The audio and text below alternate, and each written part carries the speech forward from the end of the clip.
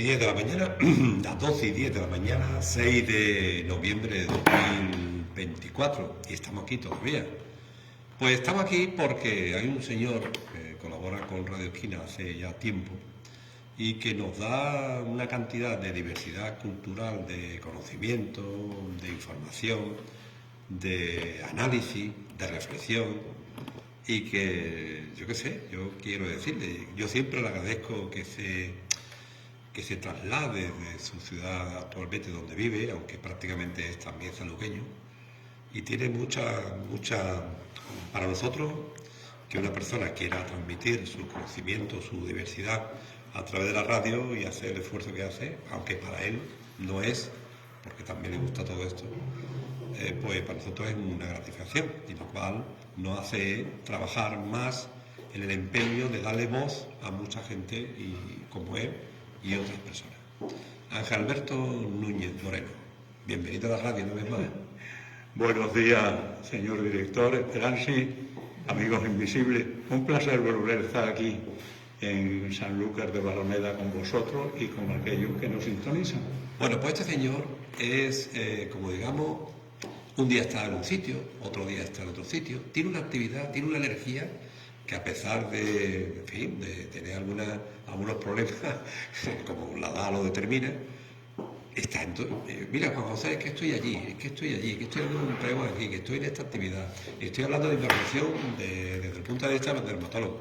Y ayer estaba en una convivencia, en una cena, porque es colaborador de esta revista Triana, una revista que está teniendo un amplio eco en el mundo cultural de Sevilla y de España.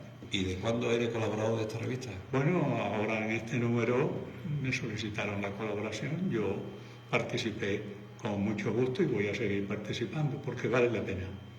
¿Y el acto ayer en qué consistió? Bueno, el acto consistió en la presentación de la revista por el delegado del distrito de Triana.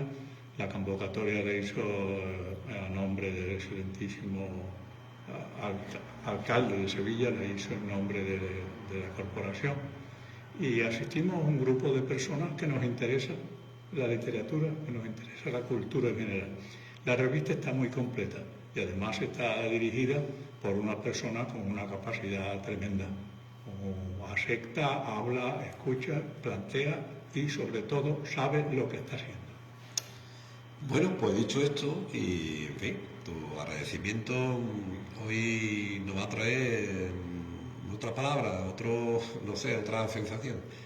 En principio, el estrés. Bueno, venga, el estrés. Me está usted estresando con el estrés. A propósito, la Virgen que está en la portada es la famosa Virgen de la Estrella de Triana. Porque Triana tiene muchas vírgenes, pero hay por la Esperanza Trianera, por la O y por la Estrella, un poquito más de expectación en su salida, en su advocación todo el año que las otras.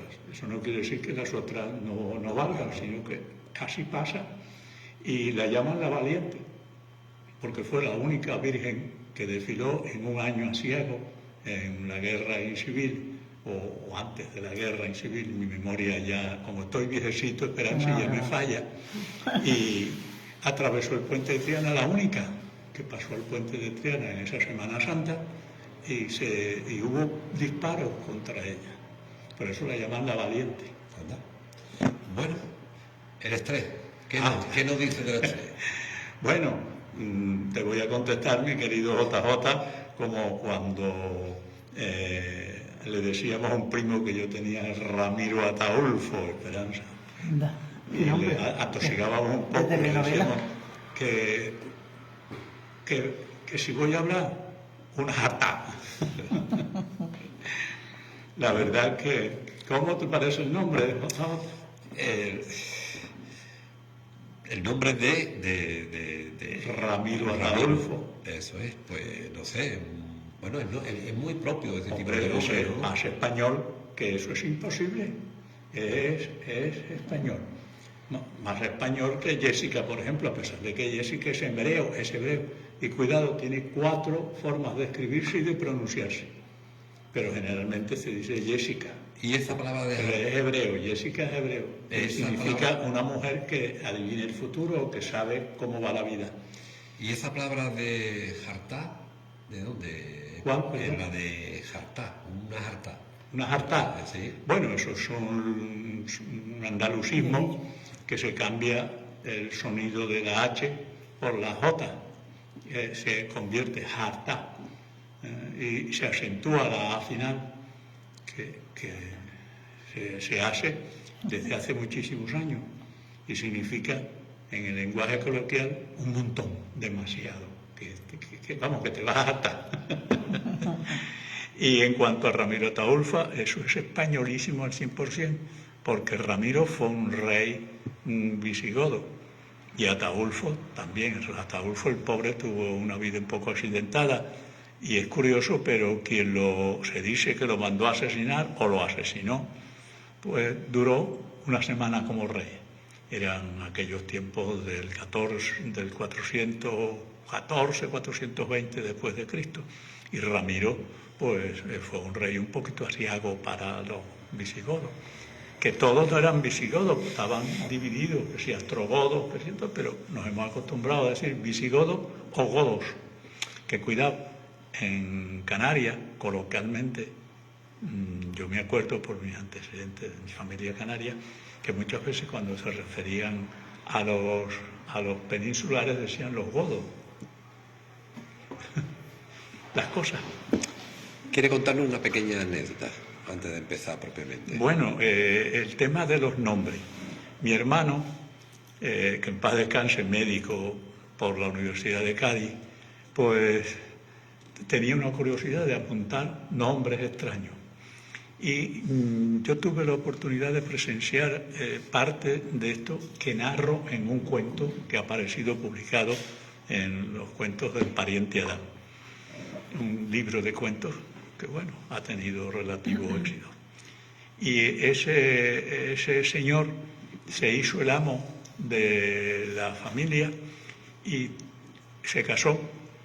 La familia de la novia se casó con ella y tuvieron 4 hembras. Pero como los dos eran de un gran nivel intelectual, él era profesor de geografía e historia y ella era de literatura, pues decidieron poner a los niños que fueran saliendo nombres de continente. Y mire usted por dónde, los 4 primeros fueron hembras, quedaba Europa. Y nació el 5.º niño y le pusieron Europa, Esperanza. Pero cuando lo estaban bautizando, que el cura con el hisopo repartiendo el agua le dijo: yo te doy el nombre de Europa, el niño empezó a convulsionar. Y después la gente decía que el niño se había muerto porque se murió, que porque no podía aguantar ese nombre, el nombre de Europa. Insoportable. Y mi hermano, que tenía mucha retranca, como un nieto que yo tengo, que se llama como yo, Angelito, pues nos decía: cuidado con los nombres, que más de uno se ha muerto por el nombre que le han puesto. Vaya por Dios. Bueno, Alejandro, volviendo otra vez al estrés, eso hasta que nos incide tanto, ¿no? Bueno, me parece a mí que estoy sacando el cuerpo al estrés, pero bueno, una curiosidad pequeñita. Eso te... antes, pero que viene a cuento con una canción que después, en su momento, diremos. John Steinbeck, ese gran escritor, en su Jueves Dulce, publicado en 1954, dijo esta frase, que hay días en que valdría más no salir de la cama, y eso se ha hecho coloquial. Muchas veces lo decimos sin saber de quién era la frase, ¿no? Ni como el poema, ni de qué rincón venía.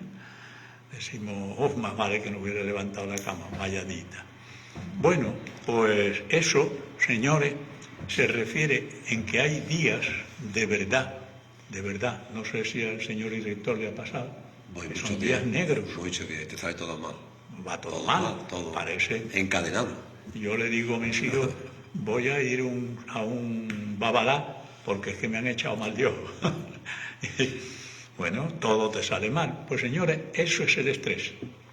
El estrés es una cuestión fija, es física, es un fenómeno complejo que viene del ambiente que nos rodea y entonces da un cambio fisiológico en la persona que percibe ese malestar, esa sensación tan desagradable, como ya veremos después, y la transforma en una respuesta. Eso nos lo explicaba muy bien en la Facultad de Medicina de Sevilla el profesor Viñas, un profesor magnífico que había tenido oportunidad de trabajar con gente descendiente del que le dio en verdad el nombre de estrés y ilustró la fisiopatología, es decir, los fenómenos que existían en el estrés, que influye sobre las glándulas suprarrenales, sobre todo nuestro organismo, Schiller. Por eso se llamaba en aquellos años, por los años 40, 50, el estrés de Schiller. Y ese profesor luchó con nosotros para que entendiéramos que en la vida diaria del ser humano es todo estrés,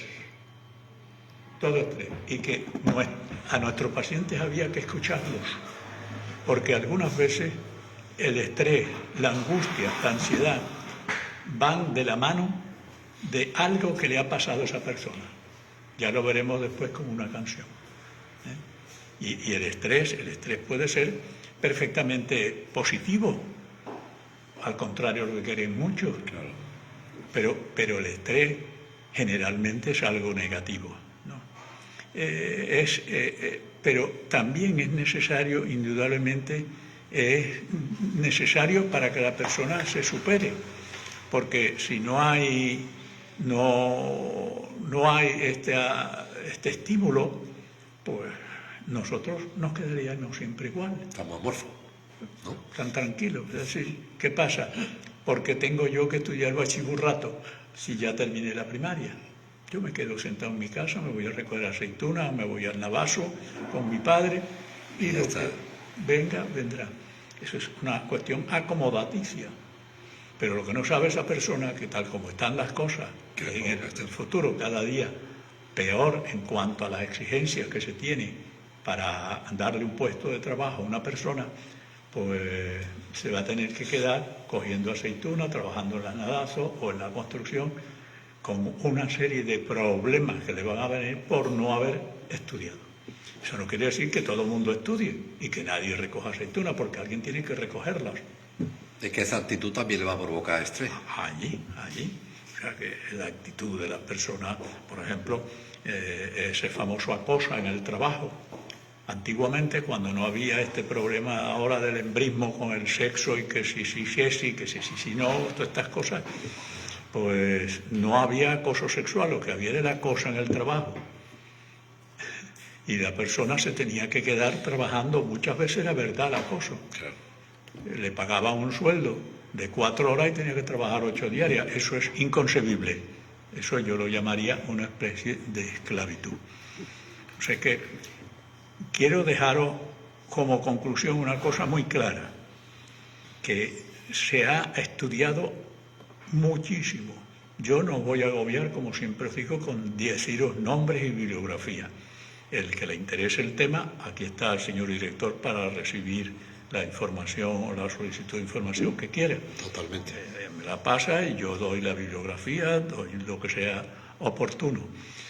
Pero no, en realidad, ahora mismo, incluso a los médicos, nos es difícil, muy difícil, en determinado momento, descubrir qué tiene esta persona. Si es ansiedad, si es que la está matando la angustia, o es que vive en un continuo estrés, porque van solapándose unos con otros.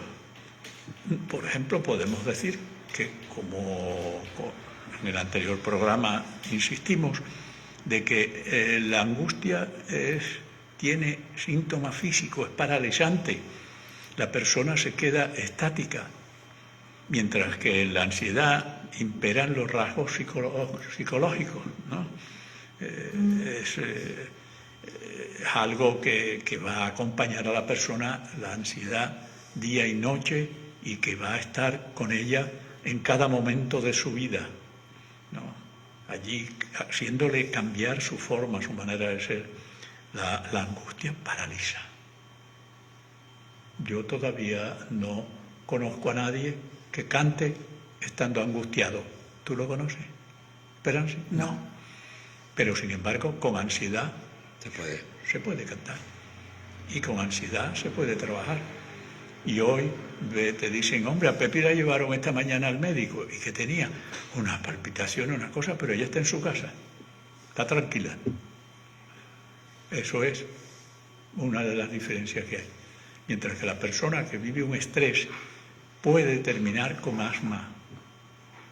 La angustia puede provocar también, igual que la ansiedad, trastornos fisiológicos, por eso se solapan. Si la angustia se mantiene, si la ansiedad se mantiene, no se trata, indudablemente que puede dar un trastorno de palpitaciones, subida de presión arterial, inapetencia o lo contrario, comer hasta hartarse. Bueno, Pero el estrés, cuidado, porque el estrés mantenido va a actuar, como dije antes, sobre las glándulas suprarrenales, va a provocar unos daños terribles en el organismo. Y esos daños se pueden manifestar generalmente a través de asma, un asma que impresiona, ¿no? Infartos de miocardio, los problemas del estrés, del niño, por ejemplo, que le hacen acoso, no bullying. Señores, que estamos aquí en España. En países en España hispanoparlantes, que bullying, acoso en el colegio. Y el niño no va al colegio y cuando entra al colegio tiene una diarrea o tiene vómitos. ¿Por qué? Porque él sabe que dentro de 1 hora o 2 horas lo van a acosar. Bueno, empezaste con una curiosidad y ahora tienes la segunda curiosidad. Y te pregunto, ¿por qué la Iglesia destruyó a los templarios? Bueno, ese es un tema que para mí ha sido muy candente en mi vida. Tengo una colección bibliográfica, creo yo que bastante importante sobre el tema, ¿no? Lo que pasa es que hay que saber separar lo que es la bibliografía importante de esa bibliografía que andan por ahí, algunas novelas o algunos libros publicados, que lo que hacen es copiar y copiar y copiar, sin entrar al análisis de la cuestión, a la nariz, como diría mi primo Ramiro Ataulfo. Si no entra uno a analizar las razones verdaderas por las cuales una orden, que en principio fue una orden militar, ¿no? Militis, si mal no recuerdo, tenía un nombre, Militis Deus o algo así por el estilo, ¿no? Fundada por un noble a principios del siglo XII, que se llamó los Caballeros de Cristo, y fueron 9, y este señor Hugo Spain, creo que se pronuncia así, fue uno de los fundadores, y él se erigió desde un principio como la máxima autoridad. Es curioso, pero estas guerras como las que tenemos hoy son todas económicas. Guerras incivilis por planteamientos políticos ya existen muy pocas. Todas las guerras que hay son económicas, y casualmente la guerra contra los templarios, que empezó Felipe el Hermoso, si mal no recuerdo, Felipe IV, el rey francés, y que después apoyó un papa, Clemente V, que también era francés, pues indudablemente, repito, fue económica. ¿Por qué? Porque los templarios, que entre paréntesis habían sido los inventores de la letra de cambio, esas famosas letras que ya no se usan prácticamente. Yo me acuerdo del primer piso que compré, señor director, Esperanza, las letras que se firmaban entonces. Incluso me compré una afeitadora Philips en el año de 1960 y finales del 65, comienzo del 66, y la afeitadora Philips valía 150 pesetas y firmé 4 letras de 50 pesetas cada una. Pues eso lo inventaron los templarios. Esos, unidos a su profunda fe cristiana y practicarla, y que no practicaban la usura. Hicieron de esos caballeros de Cristo una orden que se convirtió en algo muy complicado de definir, como puede ser una plutocracia. Eso sucede después de la pérdida de Acre en el año 21, ¿no? Se transformaron los templarios en una orden que ya vivía para lo económico. O sea, seguía con sus preceptos cristianos, pero aquella orden primitiva que solamente tenía un camino, que era luchar contra el establecimiento del Islam, luchar contra el Islam en España, apoyar a los peregrinos, protegerlos y intentar por todos los medios que toda la gente que estaba a su alrededor practicara la fe cristiana. Eso prácticamente, no quiero decir que se dejó a un lado, sino que se acumuló a otro problema gravísimo, que era el poderío económico, Esperanza. ¿Y las acusaciones de sodomía y homosexualidad? Eso es falso. Eso fue algo que se obtuvo a cambio de sobornos, a cambio de la envidia, como veremos después, de mucha gente, porque, como decía, los templarios llegaron a tener más tierras, una corporación económica tan potente, habían desplazado a los judíos, a la banca judía, porque ellos practicaban los judíos la usura, eso es una verdad como un templo. Y los templarios no practicaban la usura. Y llegaron a tener en determinado momento más tierras que el rey de Francia en Francia y más tierras que el rey de Inglaterra en Inglaterra. Claro, el rey Felipe IV, el Hermoso, tiene un miedo terrible, un miedo porque él le debe millones y millones a los templarios. Los templarios manejan la banca prácticamente de toda Europa. Tienen más tierras que él en Francia. Y cuidado, llega un momento en que lo único que le faltaba a los templarios era tener el Papa que fuera uno de su orden o que ellos lo señalaran, lo llevaran al sillón papal. ¿Y la adoración al demonio? Oh, ese es otro invento. Eso bajo tortura. Una cabeza parlante, el Baphomet, se pronuncia de varias maneras. El Baphomet tenía una historia, el Baphomet viene de hace mucho tiempo, se pierde algunas veces su origen y la pronunciación correcta, pues la verdad es que es complicada. Pero era una cabeza parlante que decían que los templarios la habían obtenido por un pacto con el demonio. Y entonces la cabeza aquella les decía cuándo iba a llover, dónde estaban los enemigos, o sea, que ellos tenían tanto poder porque el demonio, a través de esta cabeza parlante, con 2 cuernos, por cierto, muy chiquititas. Hoy no he tenido, la verdad, tiempo, pero prometo, puedo prometer y prometo, ¿os acordáis? Me suena. Que voy a intentar conseguir una iconografía lo más clara posible de Baphomet, que nunca existió. Pero, amigo mío, en aquellos tiempos no es como hoy, que te llevaban a un sitio a interrogarte y lo primero que haría era que te quemaban la planta de los pies. Vamos, como comprenderás, ahí cantaba cualquiera. Y sí, el Baphomet, no una cabeza, teníamos 3. Es todo mentira, la realidad. Hombre, homosexualismo tenía que existir porque el homosexualismo, yo qué sé, es antiquísimo, tan antiquísimo como que desde que el ser humano pasó de Homo erectus a Homo sapiens, ¿no? El homosexualismo tanto masculino como femenino, pero eran casos puntuales. Además, cuidado, como se pillara a alguien en un acto de homosexualismo o sodomía, pues eran expulsados de la orden inmediatamente, no le decían ni adiós siquiera, no le daban ni el caballo, se quedaban con todo lo que él tenía, le cerraban la puerta del templo y vaya usted con Dios. Amén de otras apreciaciones, en definitiva, que el Papa era francés y aquí el rey y el mozo no quería que los templarios estaran bajo el paraguas de ninguno. Claro, Imaginaros ese poderío económico que tenían los templarios.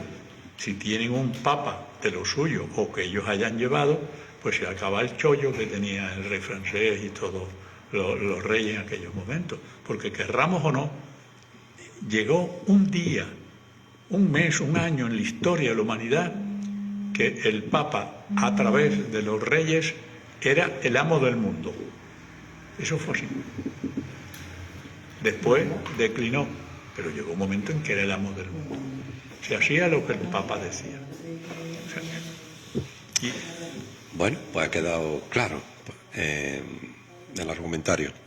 Bueno, ha traído tus curiosidades. Ahora nos trae otro apartado de tu programa, que es lo que nos dicen las canciones. Sí. Las canciones nos dicen mucho, Juan José. Sí, bastante. Muchísimo. Por ejemplo, esta canción que traigo yo hoy, La envidia. Uf, la envidia es un tema que cuando uno se mete en la envidia, nunca mejor dicho, como decía el poeta, mira cómo se me pone la piel cuando te recuerdo, ¿no? Porque tiene mucha tela. La envidia está en todos lados. La RAE la define, lo voy a leer textualmente: tristeza o pesar del bien ajeno. Y de una manera coloquial, celos, pelusa, dentera. También la define como emulación, deseo de algo que no se posee. O sea, está definida. Pero cuando vamos a la vida real, nos conseguimos, por ejemplo, que hay canciones que, como digo, es paradójico. Si la envidia, que ha sido definida por Aristóteles como el dolor que surge en una persona al ver la visión de la buena fortuna de otro, Bertrand Russell dice que la envidia es una de las causas más potentes de la infelicidad. ¿Y la envidia sana? Eso es una especie de leyenda urbana que hay. Ahora veremos la razón. Pero a mí cuando me dicen, oye, por cierto, una anécdota, perdóname, voy a hacer un inciso con las comillas españolas, así, no con las inglesas. Yo tengo un compañero dermatólogo que es calvo desde que tenía 20 o 21 años.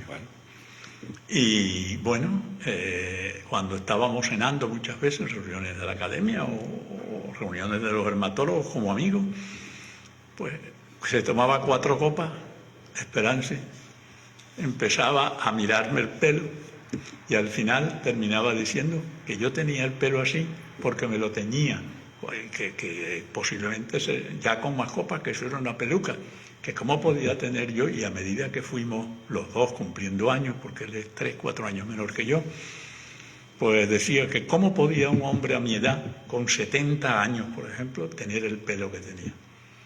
Y me lo decía: Ángel, tengo una envidia sana de tu pelo. Y yo creo que la envidia, que su nombre viene de hace siglos atrás, de casualmente desear mal de ojo, el famoso mal de ojo, pues yo creo que me surtió efecto. Pero Ángel, pero no estoy calvo, bota. La envidia... No estoy calvo, perdona. Pero el pelo que yo tenía no es el mismo que tengo ahora. Claro, ahora tengo 80 años, claro. Pero Ángel, la envidia es algo absurdo del ser humano, porque el que padece es el que tiene la envidia, no el envidiado. Claro, ¿Sabes o no? Claro, si el que es absurdo. padece. ¿No te parece? La envidia es una emoción. Sí, pero... Es una emoción que surge de ver algo que te desagrada. Bueno. Que te desagrada al máximo. Pero según algunos autores, hay 2 tipos de envidia. Venga. Una envidia, diríamos la envidia mala, que es la que hace que alguna gente, por ejemplo, con tal de que a Pepito de los Palotes le quiten la finca, es capaz de incendiársela, prenderle fuego, aunque después lo lleven a él a la cárcel. Es destructiva total, la envidia puede ser destructiva. Yo he vivido en carne propia fenómenos de envidia. Y hay esa envidia que se llama envidia sana, que es, bueno, Oiga, Pepito, los palotes, qué bonita tiene la finca. ¿Y por qué yo no la tengo? Ahí es donde está la cuestión. Que se puede sentir la envidia, pero la cuestión es saber coger esa envidia y sacarle provecho. Y no decir, hombre, pues le voy a prender fuego yo a la finca, hijo de, para que no tenga finca ni nada, tener la finca mejor que la mía. Cuando sientes envidia tenía que decir, oye, Perico, los palotes, vaya fincas que tiene, ¿Cómo que es? el padre lo que le dejó fue un montón de rastrojos. Pues yo voy a preguntarle ¿Cómo lo ha hecho? qué ingeniero agrónomo, qué fertilizante han usado, qué obras han hecho, y yo voy a poner la mía igual que la de él. En eso se basan los que defienden la teoría de que existe una envidia sana para decir, y valga la redundancia, que este tipo de envidia existe. Es decir, que estimula. Yo, con todo mi respeto a las opiniones de las ajenas, pues no me convence mucho, porque las dos proceden de la misma madre, de algo que desagrada, algo que no gusta. Bien, por ejemplo, yo voy a los bares, ya sabéis que Sevilla es la madre de la ensaladilla. Hay bares especialistas y hay sitios que tienen, bueno, comerse una ensaladilla cada día de verdad está más difícil. ¿Sabéis por qué? Porque le ponen eso que yo llamo michichubi. Y todos los camareros, cuando yo se lo pregunto, oiga, la ensaladilla tiene michichubi, se quedan que sí, esa cosa, palitos congelados, que es lo más desastroso que se le puede poner a un plato. Y se quedan de piedra y al final me dicen, sí tiene, pues no quiero ensaladilla. Procuro no ir a comer más a ese bar o a ese restaurante. Porque un bar o un restaurante que me ofrece a mí una ensaladilla y le pone michichubi, como comprenderéis, me está estafando. No. Siempre digo yo, Esperanza, que cuando alguien me invita a su casa y me da una sopa de avecrén, yo le estoy agradecido. Me la como y me sabe a caviar, porque esa persona me ha abierto las puertas de su casa y me ha puesto lo que buenamente puede. Pero que yo vaya a un restaurante Que paga. y pague por una ensaladilla que tenga michichubi, palos de esos congelados, pues mire usted, no es de recibo, es una estafa. Una estafa. Bueno. Pero bueno, esto está así, el comercio está así, y bueno. Pero ya sabéis que la envidia, según mi teoría, a pesar de que hay estudiosos, la verdad, que dicen que no, que hay una envidia que puede ser sana porque estimula, me parece a mí que no, porque las dos nacen de lo mismo. Bueno, tú decías antes que hay una canción, Envidia. ¿La escuchamos un poquito por Antonio Machín? Sí, Venga. Envidia. Fue una de las canciones que hizo famoso, o viceversa, Antonio Machín, por allá por los años 40 y tantos, 50. Venga, vamos.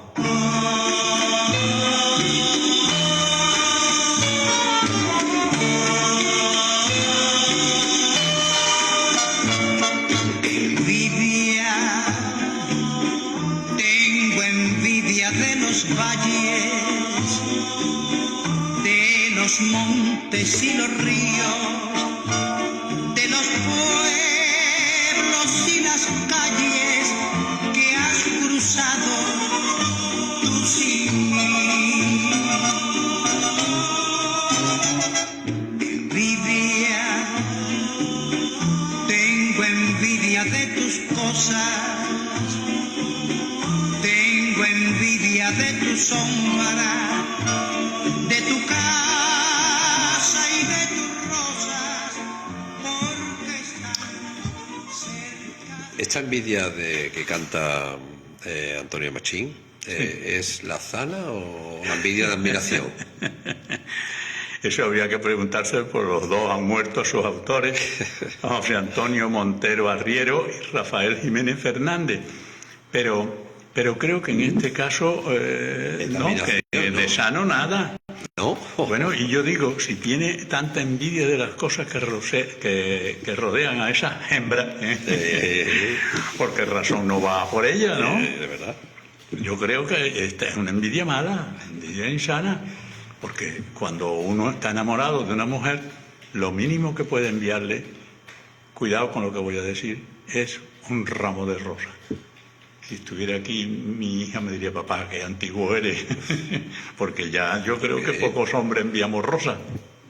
Bueno, yo creo que a todo el mundo le gusta recibir rosas, ¿no? Y Hombre, las mujeres, y más pero en como vida, ya no se estila, hombre, Bueno. Habrá más canciones de... sí, muchísimas, y páginas, obras de teatro donde se pone en planteamiento la existencia de la envidia, novelas, muchas, ahora nombraré algunas, pero ojo, que la envidia, donde aparece primeramente retratada para la humanidad, es en aquello de Abel y Caín. Uno mató al hermano porque le tenía envidia de que vestía bien. Hombre, en aquella época no había los trajes que había hoy, pero estaba mejor vestido que él, tenía ovejas, tenía mujer, y en realidad era una lucha entre pastores, trashumantes y agricultores que se ponían en un sitio. Ya empezaba el cultivo a explotar la tierra cercana a un río, aprovechando los cauces.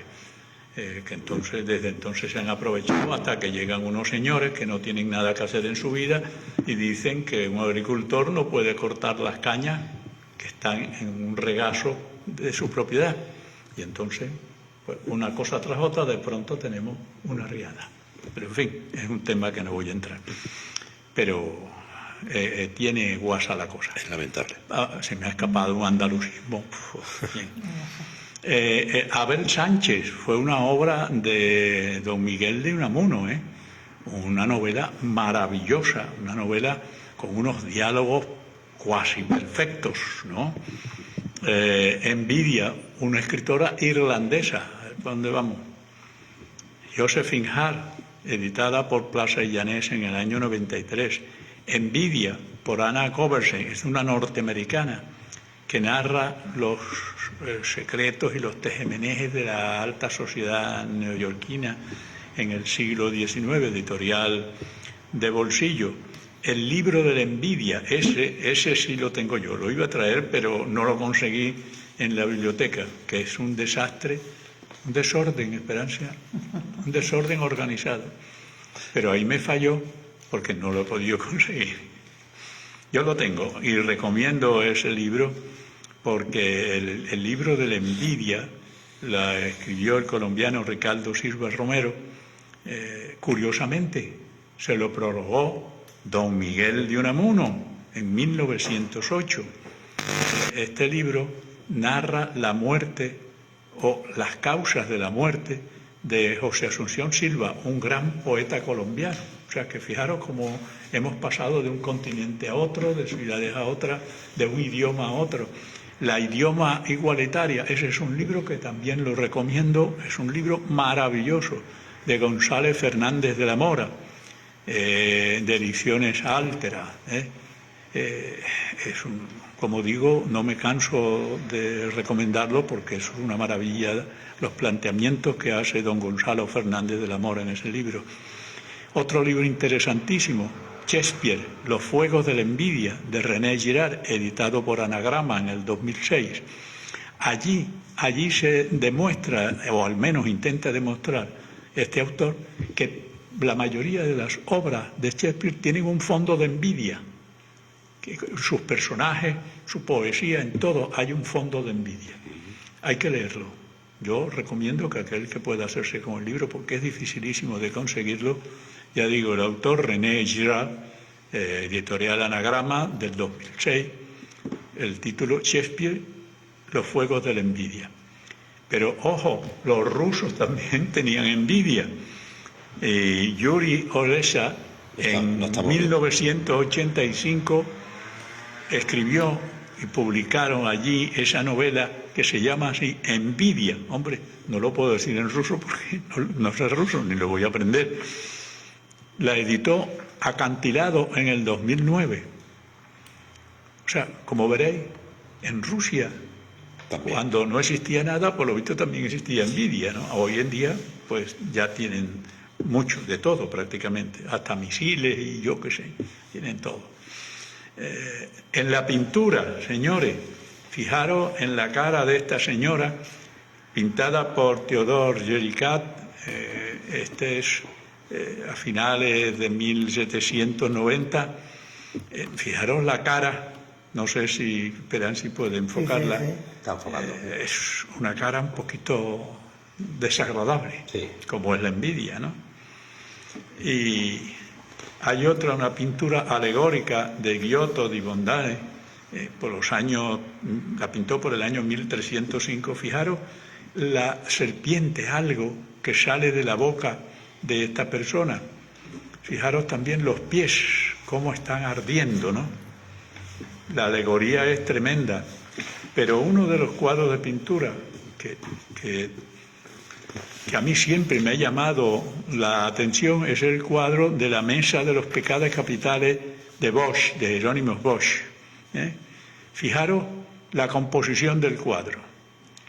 Hay un señor bien vestido que está a la izquierda hablando con una mujer.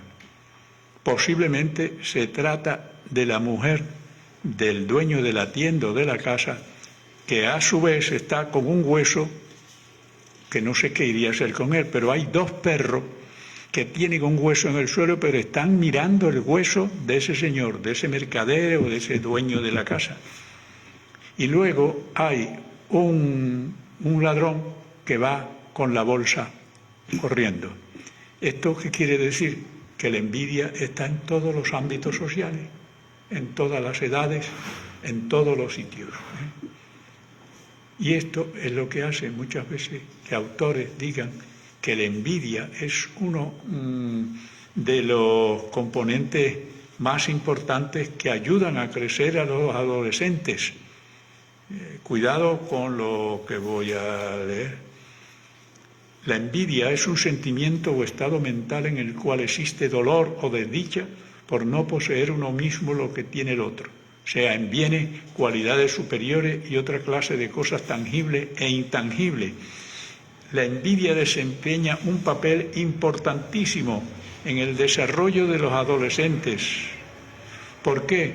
Porque el estatus social está estrechamente relacionado con la autoestima. Y si el adolescente no tiene una autoestima, no se autovalora lo suficiente, lo va a tener complicado en su vida. Por lo tanto, hay esa teoría, por eso sí, cuidado, porque no vayamos a decirle a los niños que está bien que envidien. No, mire usted, envidia, como decía antes, la envidia surge, pero tenemos que canalizarla. Entonces, eso es lo que hay que hacer. Y como surge la comparación, acordaros aquel dicho que dice: todas las comparaciones son odiosas, pero sin embargo en la poesía, por Dios, en la poesía la comparación es una figura literaria muy importante. Totalmente. Decía usted, señor. No, que en definitiva la envidia es algo que nos hace sentir mal por el éxito de los demás. Sí, señor. ¿No? Eso es clavado. Ya está, y no le demos más vuelta. Que si sana, que si... no le demos más vueltas, ¿vale? No soportamos que los demás tengan más éxito que nosotros. Lo que no hay es que sentir envidia, y si se siente, canalizarla para estimular y lograr, o al menos intentar ser mejor o igual que la persona o el objeto que envidiamos. Estupendo. Muy bien, pero ahora yo había dicho al principio que había una canción de un estrés. ¿La escuchamos? La ponemos. Venga. Enseguida. Ahí estamos, ahora. La que se fue.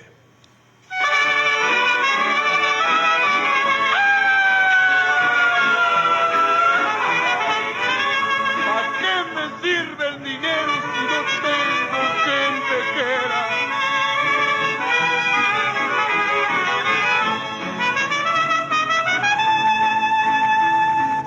Tengo dinero en el mundo, dinero maldito que nada vale.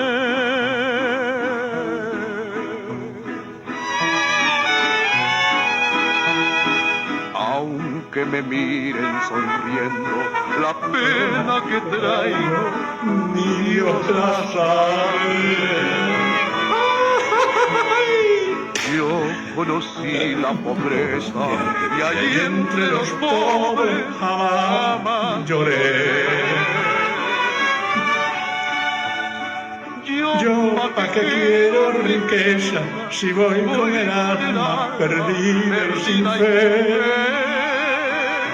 Yo lo que quiero es que vuelva conmigo la que se fue. La que se fue por tabaco y no volvió. Madre mía, qué bueno. Bueno, esto habrá una situación más grande de estrés, una situación más grande de angustia, de ansiedad que la que se le provoca a este hombre para decir que el dinero no le importa nada. La salud, este hombre, como va así, la va a perder, ¿no? El amor se fue. Las tres cosas que, como dice aquel tango tan famoso, 3 cosas hay en la vida: salud, dinero y amor. El hombre la ha perdido, Peransi, no quiere el dinero. Y este hombre está al borde del suicidio, porque él tiene una sola obsesión, y es que vuelva aquella que se fue por tabaco. Que no volvió. Bueno, el tercer apartado, que tú nunca olvidas, y además nunca mejor dicho, la poesía olvidada. Bueno, hoy traigo una poesía de un autor extremeño, porque siempre que se habla de autores extremeños no se le menciona. Es José María Gabriel Galán. Se habla más de Luis Chamizo, al que respeto como poeta, lo tengo en muy alta estima, pero es que la poesía que escribía en Castúo, el Castúo es un habla regional que es complicado de entenderlo, porque tanto Extremadura de arriba como la mediana como la de abajo cambian. Y no lo digo esto en ánimo, como dicen los abogados, en Yurandi, sino que es así, ni entre ellos mismos se entienden. Por eso el Castúo no ha tenido el progreso que debía de tener. Bueno, este hombre, José María Gabriel Galán, nació en Salamanca y murió en Cáceres. Fue maestro y, bueno, es curioso porque todos sus escritos fueron publicados después de su muerte. Voy a intentar leerla como creo que a él le hubiera gustado que se leyera. Señor juez, pase usted más adelante y que entrín todo eso no le dé estancia, no le dé a usted miedo. Si venís ante ayer la frijilla, sostumbo a la puerta, pero ya se ha muerto. Embargáis los avíos, que aquí no hay dinero. Lo he gastado en comidas, paellas y en boticas que no le sirvieron. Y eso que me queda, porque no me dio tiempo a venderlo, ya me está sobrando, ya me está hediendo. Embargar ese hacho, ese saco de piso, esas osís clavadas en el techo y esa segureja y ese cacho heliendro. Herramientas, que no quede una. ¿Ya para qué las quiero? Si tuviera que ganarlo para ella, cualesquiera me quitaba a mí eso. Pero ya no quiero ver así sacho, ni esas osís clavadas en el techo, ni esa segureja, ni ese cacho heliendro. Pero a ver, señor juez, cuidadito si alguno de esos ha osado de tocar y esa cama donde ella se ha muerto. La camita donde yo la he querido cuando andábamos tantos buenos. La camita donde yo le he cuidado. La camita donde estuvo su cuerpo cuando me sis vivo y una noche muerto. Señor juez, que ninguno se ha osado de tocarle a esa cama ni un pelo, porque aquí lo hinco delante de usted mismo. Lleváoslo todo menos eso, que esas mantas tienen suor de su cuerpo y que me huelen a ella cada vez que la huelo. Bravo. Sí, señor. Muy bien. Sí, señor. Es, la verdad, una poesía que no tiene desperdicio ninguno, ¿no?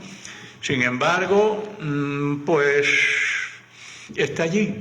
Y los ortodoxos ni en la universidad se menciona ni por ningún lado. Y cuando hay recitales de poetas españoles, yo le echo de menos la poesía en Castúo, porque vale la pena escuchar una poesía de el autor De José María Gabriel. anterior. Muy bien. Algo más, otra poesía. ¿Trae algo más? Veo Bueno, que trae un otra librito, poesía, un libro hoy ahí. traigo Libro.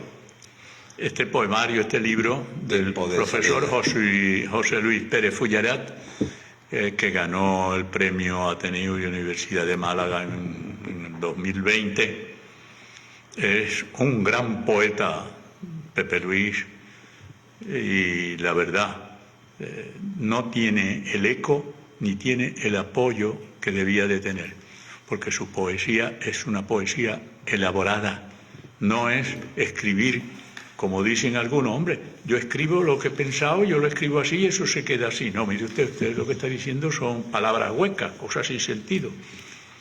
Él siempre ha dicho que para escribir hay que hacer como en la prosa, es decir, usted va a escribir una novela, debe tener un argumento, pues póngalo usted en una ficha. Y ese argumento, la trama, cómo se va a desarrollar, póngalo usted en una ficha. El tiempo, las escenas que debe de tener, los personajes principales, etc. La poesía, lo mismo. Usted quiere un pensamiento, una idea, ¿cómo la va a expresar? La va a expresar en verso blanco, verso libre, en métrica, y dentro de la métrica como en soneto, en romance. O sea, bueno, muy bien. Y después ahora vamos a decir frases, vamos a usar las figuras literarias necesarias, porque no se puede escribir un verso tras otro, con hiperbatón, con cabalgamiento, uno tras otro, porque el lector se pierde. Y eso es una de las causas por la cual la poesía no se vende. Alguien compra un libro de poesía, si no lo entiende, no compra el segundo. Ya, claro, y eso es así. Me va a permitir... Tú tienes, no, te digo, que yo diga- te lo voy a decir, tiene aquí apartado un Sí, poema, tengo... ¿eh? Este libro no tiene desperdicio porque lo que plantea el profesor Pérez Fullarat es, al fin y al cabo, su experiencia a través de la vida, cómo la vida le ha proporcionado cosas gratas, ingratas, como es la vida. Verán, si yo no sé de nadie que la vida haya sido... ya lo decía el poeta, que por cierto la voy a traer al próximo programa, tú quieras. que es la vida, una ilusión. Hombre, por favor. Bueno, con vuestro permiso y el de los oyentes, os voy a decir el poema Experiencia, como digo, del profesor José Luis Pérez Fullarat. Como he atravesado tantos ríos y por delicadeza no alardeo, y haber descubierto entre sus fríos la tumba de Astarte, dios Filiteos. Como nunca mezclé con su belleza la guerra de su espacio delirante, supero fácilmente y con firmeza todo lo que no sirve al caminante. Los años dan al menos la experiencia, la realidad sumada a las quimeras, que son el resultado con frecuencia fecundo, como buenas compañeras. No es viejo el hombre porque tiene un antes, curtido en años como polizón, de un barco que conduce a tripulantes anónimos de edad y de condición. Pero hay predicadores telemáticos, parlamentarios ínfimos de aldea, que pierden la razón como gramáticos con voces que definen su ralea. Los despistados y enfermizos viejos tienen que acelerar sus propias muertes. Dicen los nuevos nazis sin complejos, creyendo que los jóvenes son fuertes y débiles a un tiempo, a sus manejos. Qué belleza de poema, cómo narra la humanidad entera, cómo finaliza con una cosa que todo lo está describiendo y estamos viendo, que ya lo hemos analizado aquí unas veces, que se nos quiere alargar la edad. Venga, usted vaya al médico, pero cita para mi médico si tengo algo importante y me la dan para dentro de mes y medio para mi médico de cabecera. Si voy al hospital porque me duele algo, bueno, pues 2 horas, un día entero, allí viendo las cosas que se ven en la sala de espera de los hospitales, Y al final, pues me mandan, lo voy a decir, un paracetamol. O nos mandan cualquier cosa y dicen, no, es que usted está estresada, o está en angustia, o esto, palpitaciones, ansiedad, o a lo mejor en un infarto. Pero bueno, esto está montado así. Y claro. cuidado, gracias a Dios que tenemos esta sanidad en España, porque hay países en la misma Europa que no la tienen como nosotros. La cuestión ahí es más difícil. Pero bueno, luego, ¿qué pasa? Que se nos quiere alargar la edad, tenemos problemas para llegar. Los hombres sobre todo esperan sí. Según las últimas estadísticas en España, los hombres nos morimos 5 años antes que las mujeres. Por algo será. Y luego, cuando llegamos a cobrar las pensiones, la televisión, hay una campaña, en los medios, es que las pensiones, aquí la ruina de España es porque estamos pagando muchos pensionistas. Bueno, oiga, mire usted, ¿para qué quiere que yo llegue a los 80, 85, 90 años? Si después le va dolor pagarme la pensión. Ya está. Esto lo dice aquí el profesor José Ferfía, clarísimo, cuando dice también, Así. pero hay predicadores telemáticos, parlamentarios ínfimos de aldea, que pierden la razón como gramáticos con voces que definen su ralea. Un poema que no tiene desperdicio, como todo lo que escribe Pepe Luis. Pues Ángel, extraordinario, la verdad que sí. Hasta dentro de 15 días. Nos deja una sensación muy agradable, de verdad que sí. Al contrario, de desagradable. Eso es lo que me enseñó mi padre. No tengo estrés. Desde Ahora. chico. Que Esta mañana es día ahora, ¿no? sonreír no cuesta nada. Llegar a los sitios, ser amable, saludar, decir los días. Cuando entro en un bar, yo digo que aproveche. Y hay gente que me mira como un bicho raro. Claro. ¿Sí? Así que... Doy los buenos días, las buenas tardes, generalmente nadie contesta. Anteriormente iba alguien con una muleta, un autobús o caminando en la calle y la gente le cedía el puesto, le cedía el sitio. Ahora hay un sagaletón ahí que viene de hacer gimnasia, un tío cuartú, y yo entro con la muleta y el tío no es capaz de decirme, siéntese usted, ni de cederme el sitio. Dice Miguel, qué alegría de escuchar a José Alberto. Hablando, parece que tiene música, se escucha perfectamente todo lo que habla. En fin. Pues... Tenemos alguien que me escucha, ¿no? Hombre, no... Y Puri de la Riva también. Que... Ángel, hasta dentro de 15 días, muy agradecido siempre por tu presencia. Bueno, hasta dentro de 15 días. Eso es, que ¿vale? puedo prometer y prometer. Eso es. Esperanza, nosotros dándote las gracias, emitiendo desde las 9:10 de la mañana, las 4 horas de emisión en esta mañana de Radio Esquina, este miércoles 6 de noviembre de 2024 y hasta el viernes. Empezamos a las 9 de la mañana, ¿vale? Viernes día 8 estaremos aquí, si todo va bien y el destino Dios lo quiere. Venga, hasta luego. Adiós.